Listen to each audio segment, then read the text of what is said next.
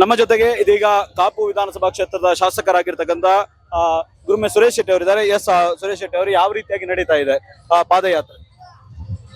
ಒಂದು ಅಭೂತಪೂರ್ವ ಅಂತ ಒಂದು ಭ್ರಷ್ಟ ಕಾಂಗ್ರೆಸ್ ಸರ್ಕಾರದ ಹಗರಣ ವಿರುದ್ಧ, ವಿಶೇಷವಾಗಿ ಪಕ್ಷಪಾತಿ ಧೋರಣೆ ವಿರುದ್ಧ, ಶೂನ್ಯ ಅಭಿವೃದ್ಧಿಯ ವಿರುದ್ಧ ನಾವೆಲ್ಲರೂ ಇವತ್ತು ಬೆಂಗಳೂರಿನಿಂದ ಮೈಸೂರಿಗೆ ಹೆಜ್ಜೆ ಹಾಕ್ತಕ್ಕಂಥ ಒಂದು ಬಹಳ ದೊಡ್ಡ ಕಾರ್ಯಕ್ರಮ.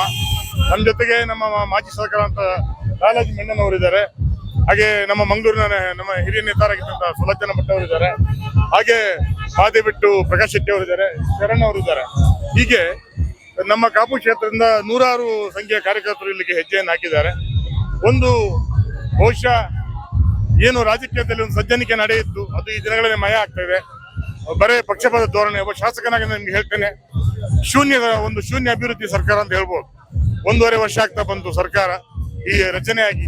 ಅಂದ್ರೆ ಸರ್ಕಾರ ದಿವಾಳಿ ಆಗಿದೆ, ಖಜಾನೆ ದಿವಾಳಿ ಆಗಿದೆ, ಮತ್ತೆ ಲೂಟಿ ಆಗ್ತಾ ಇದೆ.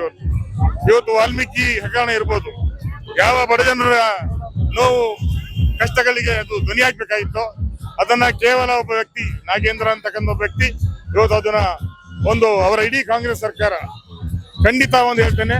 ಇವತ್ತು ಆರ್ಥಿಕ ವ್ಯವಸ್ಥೆ ಇರ್ತಕ್ಕಂಥ ಮುಖ್ಯಮಂತ್ರಿ ಅವರ ಹಿಡಿಯಲ್ಲಿ,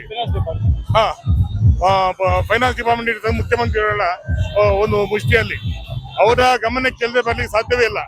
187 ಕೋಟಿ ರೂಪಾಯಿಗಳ ಹಣ ಅದು ಆ ರೀತಿ ಹಗರಣ ಆಗಿದೆ. ಸ್ವತಃ ಮುಖ್ಯಮಂತ್ರಿಯವರು ಒಪ್ಕೊಂಡಿದ್ದಾರೆ. 187 ಅಲ್ಲ, 89 ಕೋಟಿ ಅಂತ ಹೇಳಿ. ಇದಕ್ಕಿಂತ ನಾಚಿಕೆಟ್ಟ ಸರ್ಕಾರ ಇಲ್ಲ ಅಂತ ಭಾವಿಸ್ತೇನೆ.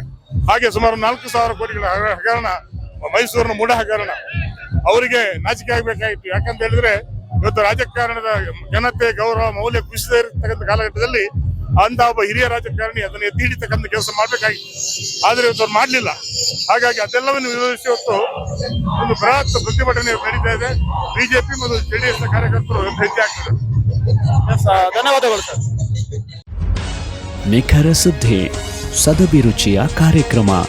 ನೀವು ನೋಡ್ತಾ ಇದ್ದೀರಾ ಕಹಳೆ ನ್ಯೂಸ್, ಸಮಾಜದ ಜಾಗೃತಿಗಾಗಿ ವಸ್ತುನಿಷ್ಠ ವರದಿ.